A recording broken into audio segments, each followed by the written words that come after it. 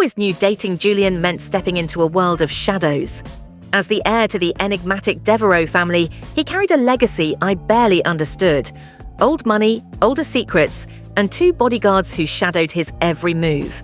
Elias, with his quiet intensity and warm hazel eyes, made me feel safe, like I was more than just Julian's girlfriend. Nico, on the other hand, watched me like a hawk, his cold grey stare screaming, "You don't belong here." For months, I brushed it off as paranoia. Until last night, when I overheard Nico hiss into his phone, "She knows too much. We switch sides in 48 hours. Now I'm racing against time to uncover who's lying and who wants me silenced. Day 1, unravelling threads. The Devereaux estate is a labyrinth of marble and secrets, and I'm sneaking through its library at 2 a.m, heart pounding. Julian's asleep upstairs, oblivious. I overheard Nico's call from the East Wing, where the bodyguards' quarters are. Switching sides? Knows too much? The words loop in my mind as I rifle through locked drawers, hunting for answers. Elias finds me first. "Clara, you shouldn't be here," he whispers, his voice soft but urgent. He's close, too close, and I catch the faintest hitch in his breath when our hands brush. "If Nico catches you—" "Why do you care, Elias?" I challenge, searching his face. There's something raw in his gaze, like he's holding back a confession. He hesitates. "Because you're not just a job to me."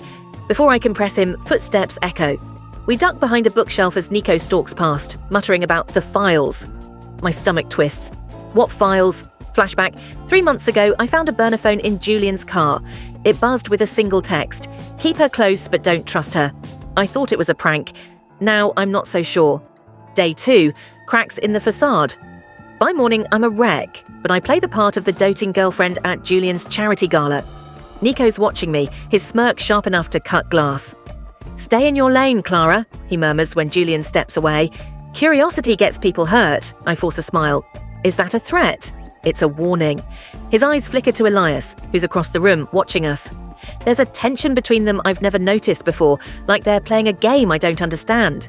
Later, I slip into the estate's security room, using a key I swiped from Julian's desk. The monitors show footage of the grounds, but one file catches my eye. Restricted access, personnel records. I hack in, thank you, college coding classes, and find dossiers on Elias and Nico. Elias's file is clean, ex-military, hired 2 years ago. Nico's, though, it's redacted. Entire sections blacked out, except for one line, alias Subject 7. Flashback. 6 weeks ago, Nico caught me wandering the estate's west wing. "Off limits," he snapped, steering me away. I glimpsed a door marked Archive before he shut it. Why was he so nervous? Elias slips into the room, startling me. "Clara, you're digging too deep."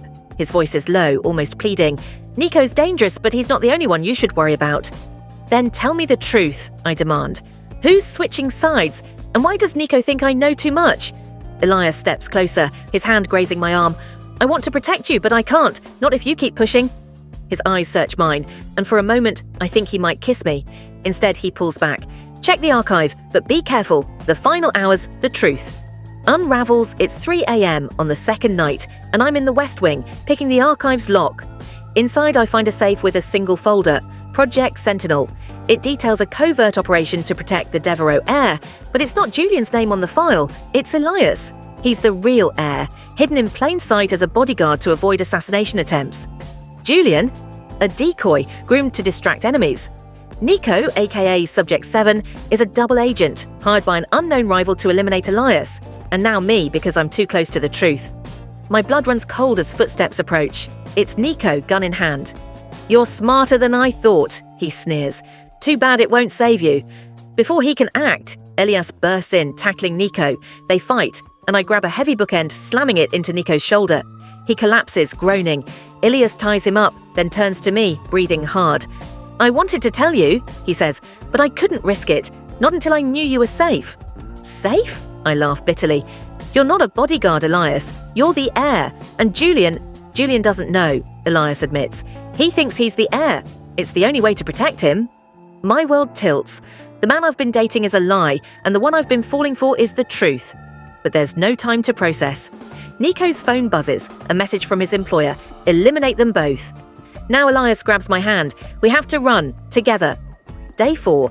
Fractured trust morning light filters through the cabin's grimy windows as Elias teaches me to load a pistol. His hands guide mine, steady but gentle, and I'm hyper-aware of how close he is. "You need to be ready," he says, voice low.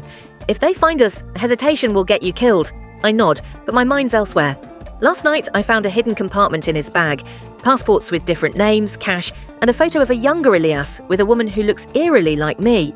When I asked about it, he shut down, saying only she was someone I couldn't save. Now, as our fingers brush, I wonder how much he's still hiding. "Do you trust me?" I ask, setting the gun down. He hesitates, a split second too long. "I want to, Clara, but trust is dangerous in my world." Flashback. 2 months ago, Elias lingered after driving me home from a Devereaux event. He'd smiled, rare and unguarded, and said, "You're not what I expected." I thought he meant it as a compliment. Now I wonder if he was sizing me up. The burner phone buzzes, shattering the moment. Elias snatches it, his face darkening as he reads the message. "Archive compromised. Asset in play. 24 hours. He curses under his breath. "They've accessed the secondary files. They know I'm the heir." "Who's they?" I press. "And what asset?" He runs a hand through his hair. "The Devereaux family has enemies. Rival families, corporate spies, even traitors within. The asset, it's someone close. Someone who knows too much." My stomach twists. "Julian?" Elias shakes his head. He's still in the dark, but there's someone else. Someone who's been playing us all. Day 5.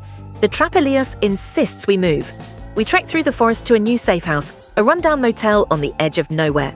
My legs ache, but the real pain is the doubt gnawing at me. Elias is holding back, and every secret feels like a blade at my throat. At the motel, he hacks into a secure server using a laptop stashed in the room. "The archive had a backup," he explains. "If I can access it, I'll know who the asset is." As he works, I slip outside for air, my mind racing. That's when I see it. A black SUV idling across the street, tinted windows hiding whoever's inside. My pulse spikes. I duck back inside, but Elias is already on his feet, gun drawn. "They found us!" "How?" I whisper, panic rising. His eyes narrow. "Someone tipped them off. Stay behind me." The door splinters as 2 men in tactical gear storm in. Elias fires, dropping one, but the other tackles him.